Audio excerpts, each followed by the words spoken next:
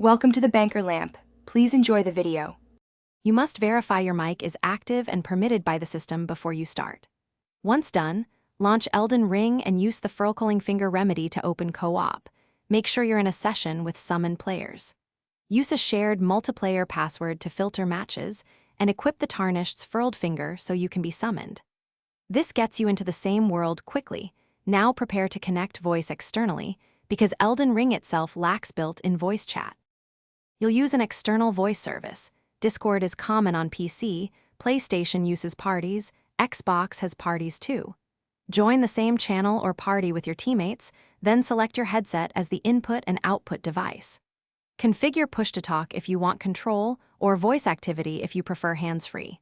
Once in-game, tweak Elden Ring's audio so game effects don't drown speech, lower music and SFX a bit, and confirm mic monitoring, so you hear your own volume and avoid shouting. Finish by confirming your party members are present in the same world.